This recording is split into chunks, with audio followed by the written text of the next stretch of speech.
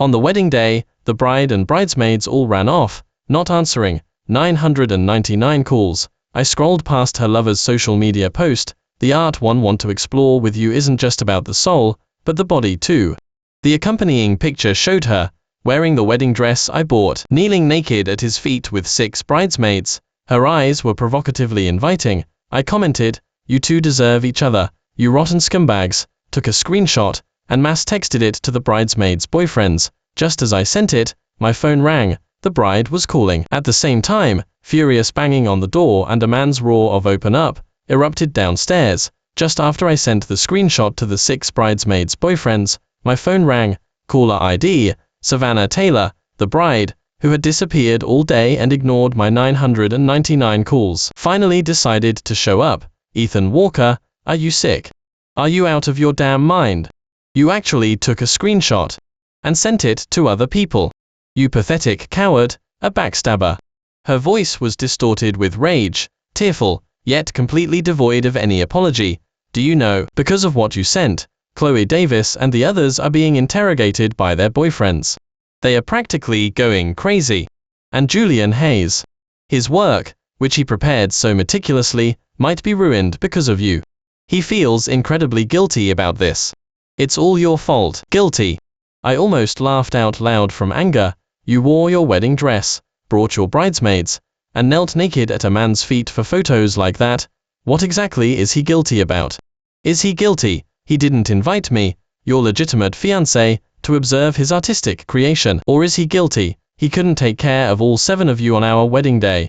There was a second of silence on the other end of the line, followed by an even sharper roar. "Ethan Walker, you, right now, go immediately and apologize to Julian Hayes.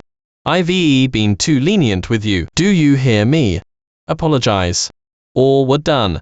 Savannah Taylor commanded me with a sense of entitlement, as if I were the one who had done something wrong. The absurdity instantly shattered the last shred of my remaining hope. Apologize? Why should I apologize? Instead, I'd like to ask, "Savannah Taylor, can you explain the details in the photo? Naked and kneeling. Is this what you called your graduation project, the one that required you to be absent on our wedding day to complete? What legitimate school's graduation project requires a bride, wearing her wedding dress, along with her bridesmaids, to flaunt herself naked like that in front of another man? And wear such a look of unfulfilled desire?" There was a momentary silence on the other end, followed by even sharper accusations. "Ethan Walker, your mind is so filthy. That's art a common person like you will never understand. I am just curious, with you all dressed like that, kneeling in front of him, did your artist Julian Hayes have absolutely no physical reaction? Could it be that he's impotent? Or did you already take care of him while you were kneeling? Ethan Walker, you bastard. Ye so petty. Ye a pervert." She cursed furiously. "Filthy. Disgusting. Ye not good enough for me." She violently hung up the phone. I stared at the darkened screen, no longer having any desire to call her back. I just sent her one text. "What? Are you disappointed he didn't react to you? Or have you already had a taste of him?" Savannah Taylor typed for a long time but didn't reply. But her 6 close friends, the art participants in the photo, began to bombard me one after another. "Ethan Walker, are you a moron? What I wear or what photos I take is none of your business. How dare you send them to my boyfriend? If Julian Hayes hadn't talked me out of it, I'd go over there and kill you right now. Savannah was blind to ever choose you. You can't even compare to one of Julian Hayes' fingers. The 2 of them are a match made in heaven. What are you to even deserve Savannah? You couldn't keep your fiancé, so you resort to such despicable tactics to ruin someone else's artistic creation. Disgusting. Go crawl back into your hole. What photos we take is none of your damn business. Even if we posed completely naked with Julian Hayes, that's our freedom. We want to. What do you know about art, you ass? Trash like you only deserves to watch us reach ecstasy. Go apologize to Julian Hayes immediately, or we're not done with you. You'll never see Savannah again in your life. If you don't kneel and apologize to Julian Hayes, there's no way we'll let Savannah marry you. He's such a good-for-nothing, you don't even deserve to carry Julian Hayes' shoes. If he really that bored, just go die, you eyesore. Savannah being with you is a complete waste of herself. Their statements were astonishingly consistent. Savannah Taylor was not wrong. Julian Hayes was not wrong. They were even less wrong. The only one wrong was me. I expressionlessly stared at the vile messages, taking screenshots of all the chat records, and carefully stitching them into a long image. Then, I opened my social media post to compose a message to all friends and family who made time to attend the wedding of myself, Ethan Walker, and Ms. Savannah Taylor today. The wedding has now been cancelled. The reason is shown in the image below. Furthermore, I'd like to thank Ms. Savannah Taylor's 6 closest friends, who unanimously believe I am not worthy of Ms. Taylor, and that I can't even compare to Mr. Julian Hayes' finger, so as not to impede Ms. Savannah Taylor and Mr. Julian Hayes' grand artistic future.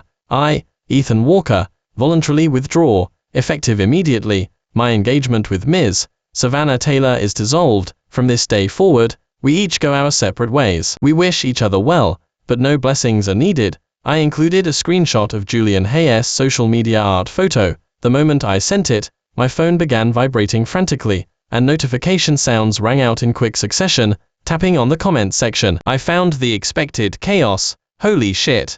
The bride ran off to take photos like that with another man on her wedding day. Mr. Walker is totally cuckolded. Run. Is this damn art? Please. Savannah Taylor's eyes were practically dripping with desire, and her friends are no good either. TSK. These girls, they have figures like absolute sluts, playing so wild. Give me their contact info, bro. I also want to smirk. JPG. Naked and kneeling. $1 million wedding dress. 8 people. TSK. They really go all out. The world of the rich is beyond me. But I am truly shocked. The latest iPhone model is only iPhone 16, but the number of participants in Savannah Taylor's art is already exceeding it. My heart goes out to Mr. Walker for a second. Better off without a woman like that. Come over tonight, buddy. I'll celebrate your return to bachelorhood. Chloe Davis, you better explain yourself, you damn well. Didn't you say you were going with Savannah to the studio to see an art exhibit? Did you become the exhibit yourself? Olivia Miller, you'd better give me a reasonable explanation. Just now you were pleading for my forgiveness, saying it was just helping a normal friend. Do you think I am blind? Holy shit. So that pitiful act just now was all fake. That be asterisk TCH. The boyfriends of the 6 bridesmaids also appeared one by one. It seemed they had just been fooled by their girlfriends. Only now, seeing my social media screenshot, did they realize they'd been played for fools. Immediately after, the 2 latest comments pushed the atmosphere to its peak. One was from Chloe Davis, bridesmaid A's fiancé, a real estate company CEO. Chloe Davis, it's over. Don't you dare contact me again, you rotten piece of trash. The thought of you possibly kissing me with the same mouth that licked Julian Hayes makes me want to vomit. A vile, rotten piece of trash like you deserves to be locked down with a rotten scumbag like Julian Hayes. The other was from Olivia Miller, bridesmaid B's husband, a CEO of a listed company. Olivia Miller, my lawyer will send you the divorce agreement. You'll leave with nothing. Furthermore, IVE already applied for investigation and evidence collection. Your improper financial transactions and intimate contact with Julian Hayes are well documented. A cheap tramp like you should hurry up and be locked down with a one-pump chump like Julian Hayes. The comments section completely exploded. Explosive. The gloves are off. A vile, rotten piece of trash paired with a rotten scumbag. That analogy is spot on. It seems these women have a murky relationship with Julian Hayes. No wonder they were so engrossed in the photos. Their expressions were practically reaching ecstasy. Well done. These sluts deserve to be ruined. In the midst of the chaos, Savannah Taylor never appeared, nor did she offer any response, as if this storm had nothing to do with her. Just then, a call came in. I frowned and answered. It was Savannah Taylor's mother, her voice tearful, urgent, and flustered. Ethan, quickly, delete that social media post. Savannah must have had her reasons. She must have been forced.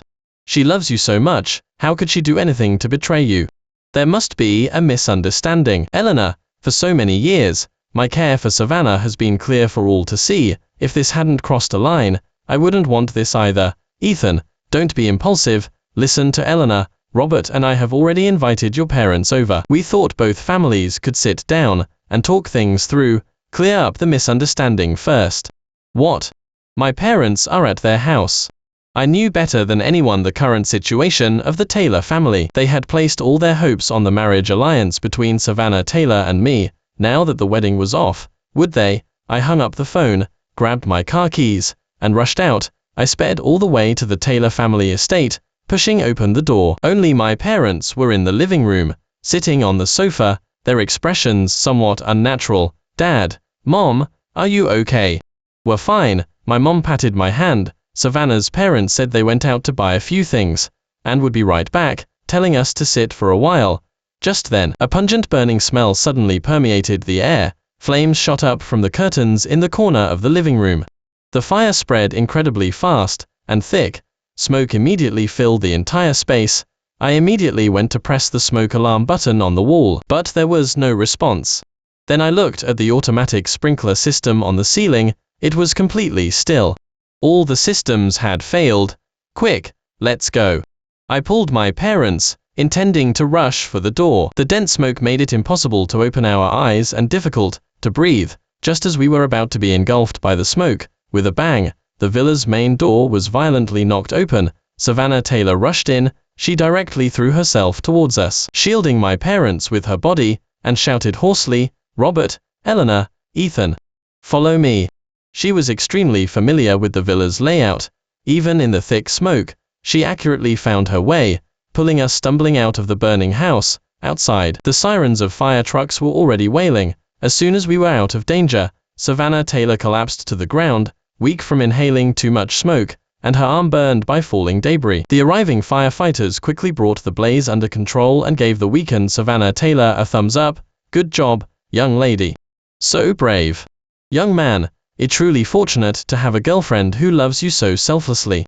I looked at Savannah Taylor, sprawled on the ground, then at my parents, who were coughing incessantly from smoke inhalation. My gaze complex. I took Savannah Taylor and my parents to the hospital. I watched the doctor treat the burn on Savannah Taylor's arm. She winced in pain, her face contorted. Strangely, I felt little emotion, let alone sympathy. Perhaps the waiting on the wedding day, or that glaring photo, had completely drained all my feelings. Savannah Taylor looked at me, with tear-filled eyes, her accusations choked in her throat. Ethan Walker, you weren't like this before. You used to dote on me so much, even the smallest scratch would make you anxious for ages. Now I've suffered such a severe injury to save you, and you won't even look at me. She sobbed, her shoulders trembling slightly, trying to awaken the person I used to be in my memories. I calmly met her gaze. The Savannah Taylor I cherished was the one who cared about me, not the Savannah Taylor who abandoned me on our wedding day to take naked art photos with another man, and certainly not the Savannah Taylor who made me wait all day in the ceremony hall, ignored my 999 calls, and then had the nerve to accuse me. My voice was flat, as if I was stating a fact unrelated to myself. Ethan Walker, how can you be so petty? Savannah Taylor stopped her act, sharply raising her voice. I was the one who risked everything to save your family. Me? You're not even grateful, and you keep harping on about those trivial matters. Do you know how much I've given up for you? Julian Hayes is such an outstanding person, I could have been with him. Her mother immediately chimed in from the side. Exactly, Ethan. Savannah got hurt saving you all. How can you talk like that? It's so hurtful. Savannah has had so many suitors since she was little, but she only ever chose you. How can you treat her this way? Savannah Taylor's father frowned deeply, quietly interjecting, say less. I ignored her mother's guilt-tripping, my gaze still fixed on Savannah Taylor's face. First, the fire wasn't massive, the smoke was choking, but we could have found the door ourselves. Your rushing in was, at most, gilding the lily, not a life-saving act. Second, trivial matters. In your eyes, what counts as a big deal? Julian Hayes asked you to spend his birthday with him, and you cancelled our pre-planned graduation trip. Is that trivial? Julian Hayes was in a bad mood, and you ran off in the middle of the night to comfort him while I was hospitalized with acute appendicitis, leaving me alone in my room. Is that trivial? Julian Hayes needed inspiration, so you wore the wedding dress I custom-made, brought your bridesmaids, and knelt naked in front of him for photos. Is that trivial? Julian Hayes asked you to disappear on our wedding day, making me wait all day in the ceremony hall, and be mocked by all the guests. Is that trivial? With each question I asked, Savannah Taylor's face grew a shade paler. Savannah Taylor, honestly ask yourself, all these years, for Julian Hayes, you've abandoned me and hurt me again and again. Are these trivial matters? Regarding this art photo, let's put ourselves in each other's shoes. If today it were me, bringing my childhood sweetheart and her friends, and on my wedding day, taking photos like that, what would you think? Savannah Taylor's eyes flickered, and her lips trembled, but she couldn't utter a word in rebuttal, only forcefully trying to explain, that's different. Julian Hayes and I have a pure artistic exchange. Your mind is filthy, your heart is sick, you see everything as dirty. Our wedding was just postponed, it's not like it's cancelled. What's the big deal? But if Julian Hayes can't submit his graduation project, his advisor will scold him. Do you know how important that is to him? You don't understand art at all. You don't understand Julian Hayes' talent. You only know how to make money, in nothing but money. The more she spoke, the more agitated she became, as if she were the one who had suffered the greatest injustice. I am not wrong. None of us are wrong. Either one who's wrong. Too petty.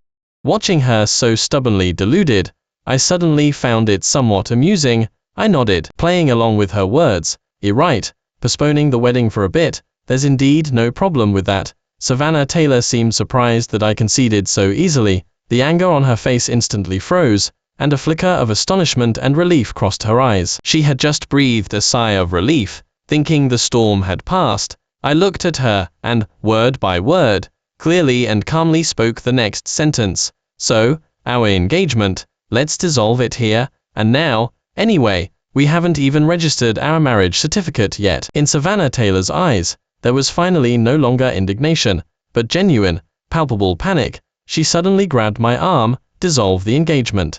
Ethan Walker, are you crazy? Just because of a few photos. Just because of a small misunderstanding. Our feelings for so many years. It just going to end it like that? Making a mountain out of a molehill. Too sensitive. I told you that was art. Nothing happened between us. You can't ruin everything we have over something so trivial. She was still trying to convince me, or rather, convince herself. In her eyes, betrayal and deceit seemed to genuinely be trivial matters. I couldn't be bothered to argue with her anymore. This cognitive dissonance was irreconcilable. I pulled my arm away and looked at Robert Taylor, whose face was ashen beside us. Robert, since Savannah feels it's no big deal, I'd like to hear your and Eleanor's thoughts. Savannah Taylor still wanted to say something, but Robert Taylor suddenly raised his hand and delivered a loud, stinging slap across her face. Smack. Savannah Taylor was stunned by the slap. Covering her face and looking at her father in disbelief, Eleanor gasped and tried to step forward, but was stopped by a single look from Robert Taylor. You shameful disgrace. Robert Taylor pointed at Savannah Taylor, trembling with rage. You do something so shameless, and then you have the nerve to say others are making a big deal out of it. He turned to me, forcing a slightly softened expression onto his face. Ethan, don't be angry, it's Robert's fault for not raising his daughter properly. Don't worry, I'll definitely discipline her properly. I'll make sure she knows what to do and what not to do. Look, your relationship has spanned so many years. It's not easy. How can you just end it like that? Give her another chance, okay? His tone was earnest, but I could clearly see the deep-seated fear of losing resources in his eyes. The Taylor family was already an empty shell, relying entirely on the Walker family's financial support to maintain its superficial prestige. I sneered inwardly, deciding to take advantage of the situation. Robert, it's not impossible for me to consider. I paused, my gaze sweeping over Savannah Taylor, who guiltily lowered her head. This fire today, it's too suspicious. The smoke alarm failed, and the automatic sprinkler system didn't react. I suspect it was arson. If the Taylor family is truly sincere, then go to the police and file a report for investigation. Find out who tried to harm my family. No sooner had I spoken than Savannah Taylor suddenly lifted her head, her eyes wide with panic. No.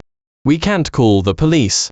She spoke urgently, her voice changing pitch. Robert and Eleanor are fine, aren't they?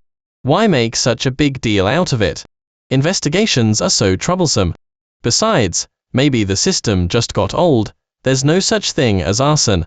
She avoided my gaze, looking frantically at her father, her tone almost pleading. Dad, let it go. It's better to let sleeping dogs lie. Watching her guilty demeanor, the last bit of warmth in my heart completely vanished. I turned to Robert Taylor, spread my hands, my voice calm and unwavering. Robert, you see for yourself, that's your daughter's attitude. It seems our family's connection ends here. With that, I turned and walked out of the hospital room. Behind me, I again heard Robert Taylor's furious roar, and Savannah Taylor's cries from being hit, along with Eleanor's futile attempts to intervene. I didn't stop. Just as I reached the hospital room door, I ran into a man holding a large bouquet of bright red roses. Julian Hayes. He saw me, his eyes filled with undisguised provocation. Well, if it isn't Ethan Walker. What? Wedding cancelled. Came to the hospital to beg Savannah for reconciliation.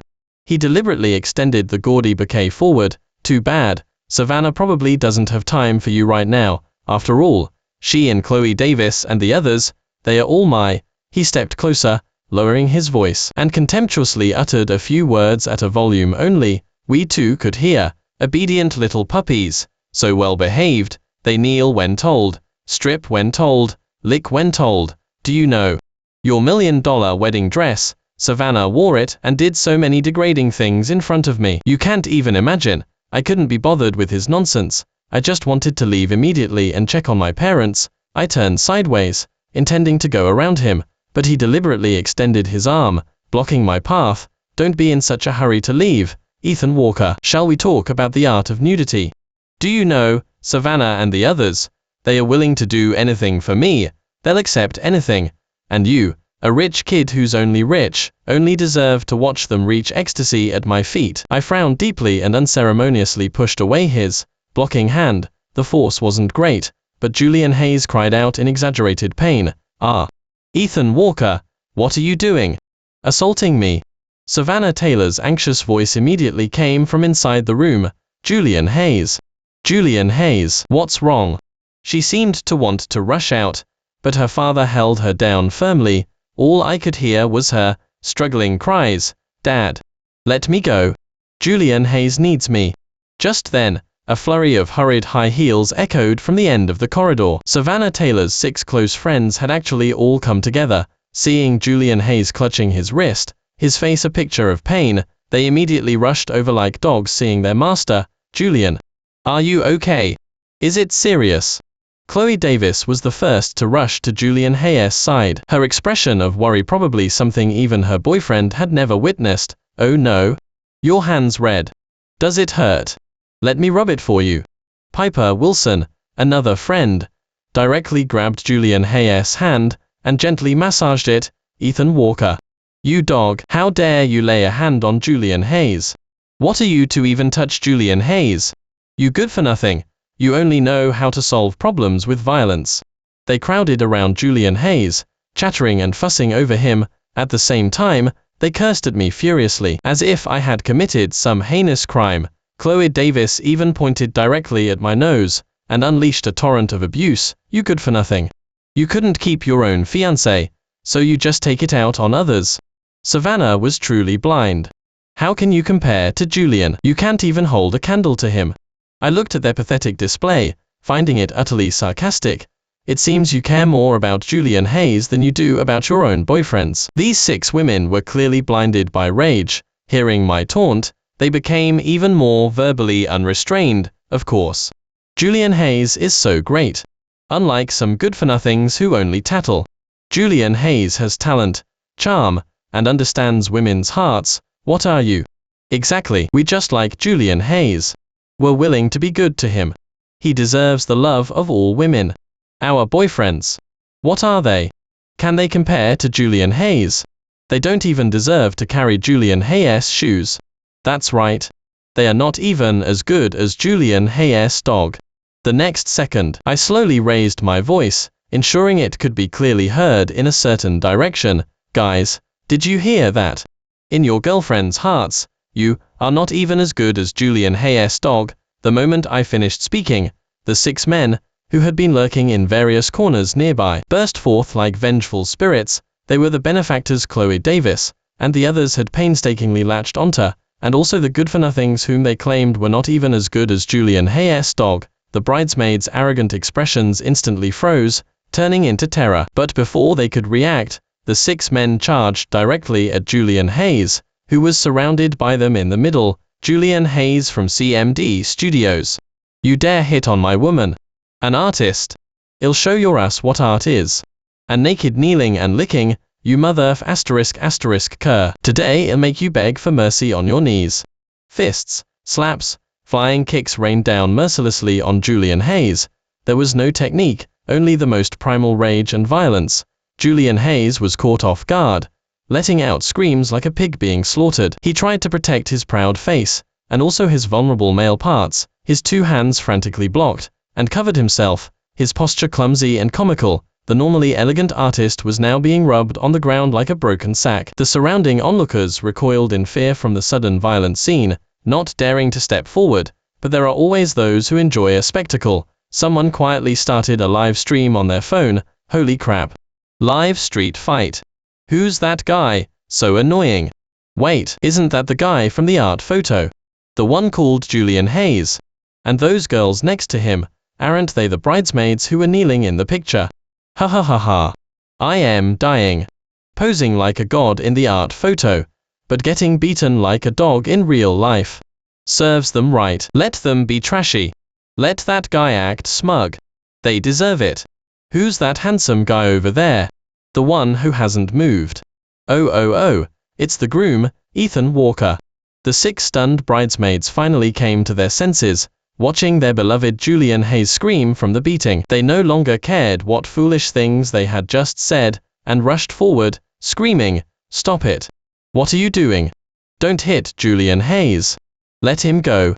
They frantically tore at their boyfriends or ex-boyfriends, trying to rescue Julian Hayes from the punches and kicks. In the chaos, the 6 of them instinctively surrounded Julian Hayes, forming a protective circle. This formation eerily mirrored their kneeling and fawning posture around Julian Hayes in that art photo. The difference was, in the photo, their eyes were hazy and filled with lust, but now, everyone was disheveled and in utter disarray. Piper Wilson was the fiercest in the struggle, holding tightly onto her boyfriend's arm, preventing him from continuing to beat Julian Hayes. In her desperation, she even yanked off her boyfriend's carefully styled toupee, revealing the bald scalp beneath. The man cried out in pain and instinctively shook his head. Piper Wilson's sharp acrylic nails directly cut his cheek. The other bridesmaids were in no better condition, scratching, biting, cursing, the scene completely out of control. The men, especially Piper Wilson's boyfriend, whose toupee had been yanked off, and whose face had been scratched, feeling the burning pain on his face, and the astonished stares of those around him, he was absolutely livid. He had pampered this woman like a treasure, raising her to her current position, and this was how she repaid him. Piper Wilson and the other bridesmaids, seeing the furious expression on the faces of the benefactors they had worked so hard to snag, and then looking at the barely conscious Julian Hayes on the ground, finally realized they had done something irreparable. Their movements stiffened, and they froze in place. Piper Wilson. Her boyfriend pointed at her. "You damn well wait. I am going to make your family's pathetic company disappear tomorrow. And that bastard Julian Hayes, I am going to make his life a living hell." The other men also chimed in, their gazes icy, as they looked at their respective girlfriends. "That's right. And all of you, get the hell out. Every penny I invested in your family's companies, I spit it all back out. Wait to go bankrupt.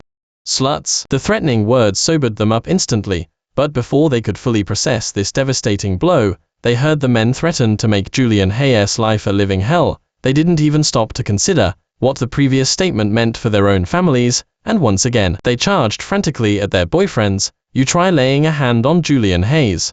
If anything happens to him, I'll fight you to the death. Bastards. Stay away from Julian Hayes." They cursed indiscriminately, completely tearing apart the last shred of decency and utterly sealing their own doom. The scene plunged back into extreme chaos and brawling. Just then, several police officers rushed in, trying to separate the brawling crowd. "Everyone stop. Police. Don't move." However, the bridesmaids, blinded by rage, completely ignored the warnings. Dazed and disoriented, they even turned on the police officers trying to separate them, scratching and clawing. The peripheral officers, seeing this, quickly found a megaphone. "Listen up, everyone inside. Stop fighting immediately, otherwise, force will be used. The high decibel warning finally brought the chaotic scene to a halt. Chloe Davis probably thought help had arrived. She immediately pointed at me, then at the 6 men who had just stopped fighting. Officers, quickly arrest them. They are disturbing the peace in public, maliciously assaulting someone. Look what they did to Julian Hayes. However, the lead officer ignored her accusations. Handcuff these women and the man on the ground. Chloe Davis' eyes widened in disbelief. Why are you handcuffing us? They are the ones who were hitting people. Chloe Davis, you are suspected of arson and attempted murder. You need to come with us for questioning. The rest of you. The officer scanned the other 5 bridesmaids and Julian Hayes, obstruction of justice and resisting arrest. All of you, come with us. Savannah Taylor was finally released by her father from the hospital room. Her hair was disheveled, and her face still bore tear stains and dirt. She stared blankly as Julian Hayes and the 6 bridesmaids were handcuffed and led away by the police. Watching her pathetic state at that moment, I couldn't help but recall how she looked the first time I saw her. The person she was then was completely different from who she was now. My parents were always abroad. The bullies at school often cornered me in the alleyway, extorting large sums of protection money. Countless fists landed on me, and I could only clench my teeth and endure it. It was Savannah Taylor, with her group of friends, who stood in front of me. She warned those guys that from then on, I was under her protection. If they dared to touch anyone she protected again, they would face the consequences themselves. From that day forward, no one dared to lay a finger on me again. It was from that moment that the girl in the white dress, with bright, slightly defiant eyes, found a permanent place in my heart. Later, I transferred to a school abroad, and I could only bury that nascent affection deep within my heart.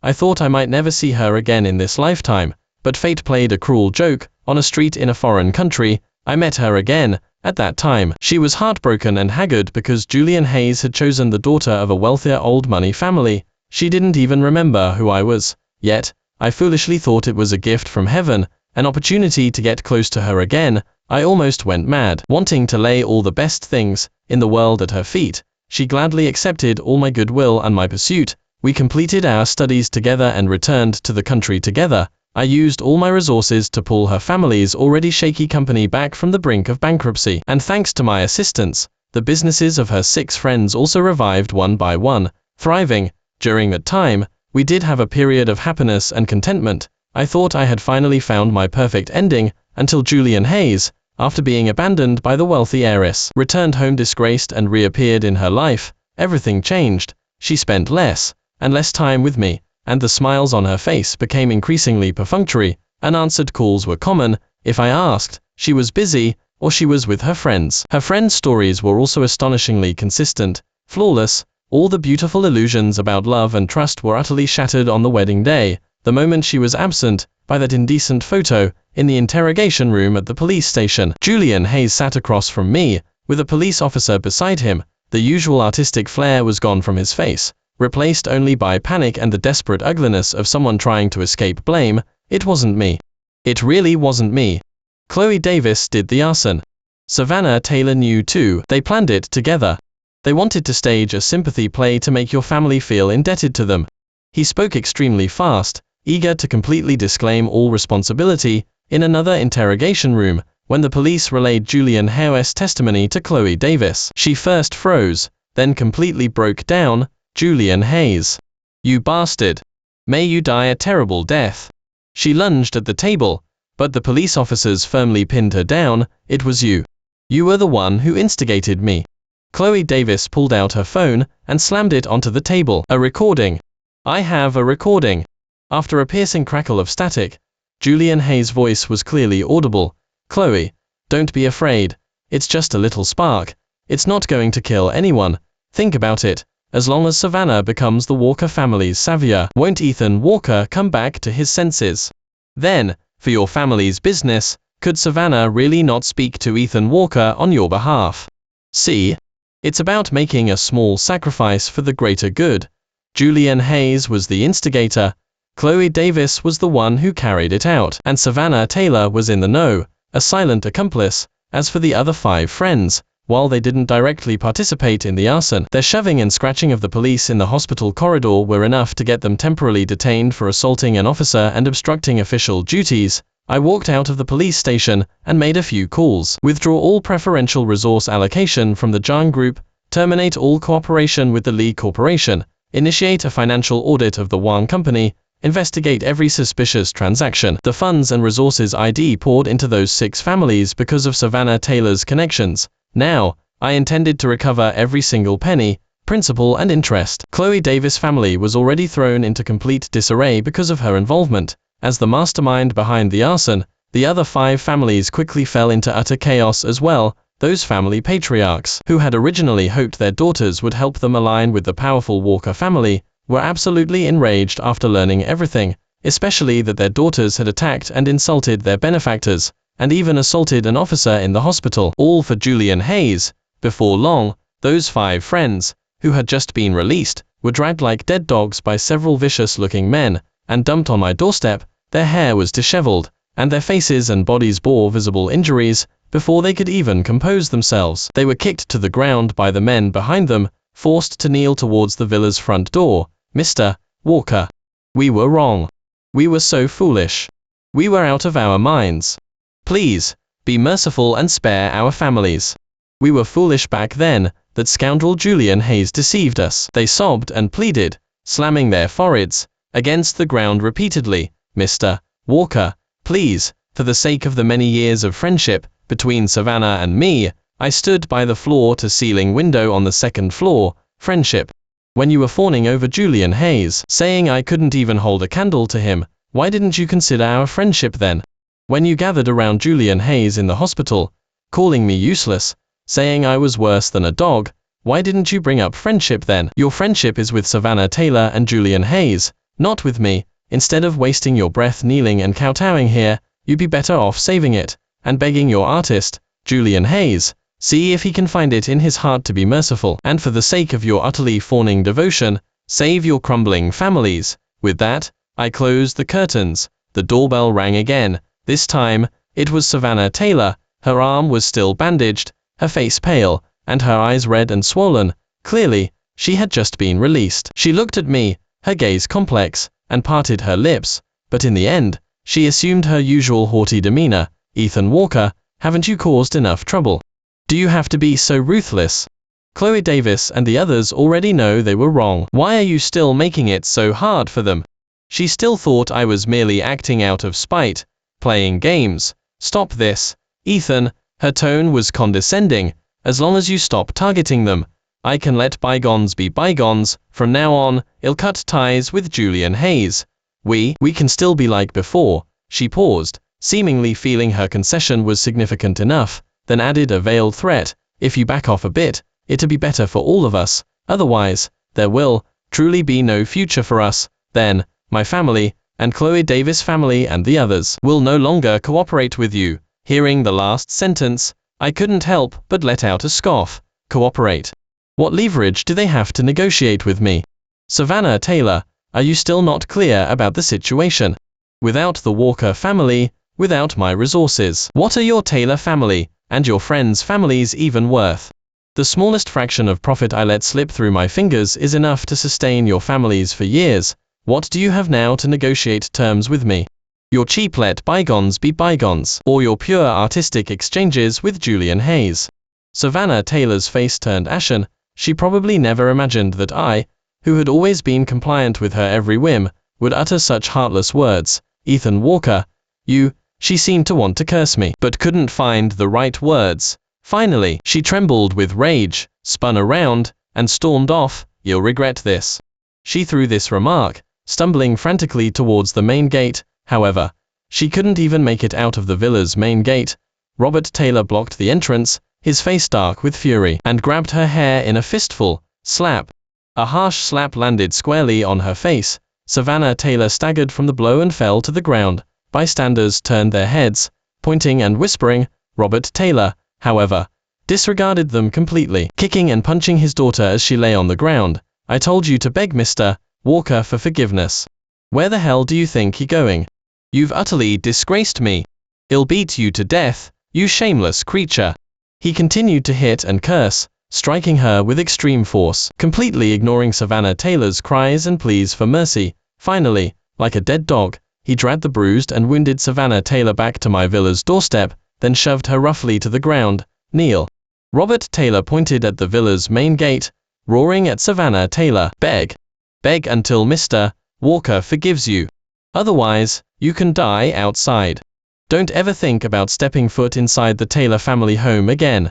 Savannah Taylor lay on the ground, trembling all over, her face a mix of tears, blood, and dirt. Looking utterly wretched, she lifted her head, looking desperately at the tightly shut villa's main gate, then began to kowtow, repeatedly slamming her head against the ground. Ethan Walker, I was wrong. Please, forgive me. I truly know I was wrong. Her cries grew hoarse, and her forehead quickly bruised and bled, blood streaming down her face. I watched all of this, feeling no pity, nor any trace of emotion. She kowtowed for a long time, until her voice grew fainter, and her movements grew slower. Finally, due to excessive blood loss, compounded by inflammation and infection in her arm wound, her head lolled to the side, and she passed out. People dispatched by the Taylor family, who had been observing from the shadows, swiftly carried away the unconscious Savannah Taylor. At the villa's doorstep, only a glaring pool of blood remained. Half a month later, under the combined efforts of me and 6 other men,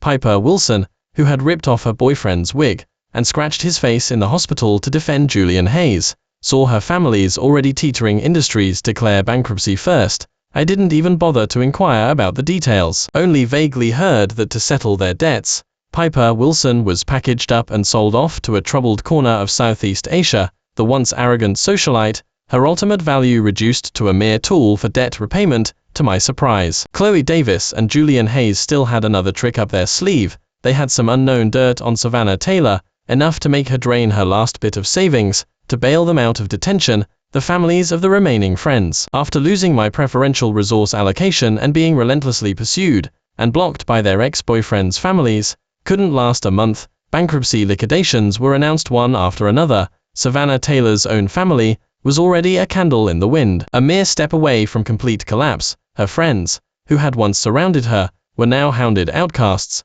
They were driven to desperation by creditors calling and showing up at their doors daily. Their families, also preparing to emulate Piper Wilson's family, were contemplating selling them off to settle debts. In despair, these women decided on fleeing the country illegally, escaping a place where there was no place left for them. But before their escape, they held a final dinner. They invited Julian Hayes, who they had once idolized, and Savannah Taylor, who had always been their closest friend. That meal truly became a fateful last dinner. They added a large dose of muscle relaxant to the drinks. Savannah Taylor and Julian Hayes quickly lost the ability to move, slumping in their chairs. Only their eyes could dart around in terror, but they couldn't utter a sound. While Savannah Taylor and Julian Hayes were fully conscious, the women meticulously removed all of their marketable organs. The fresh organs were quickly packaged and sold, the money providing the capital for their escape.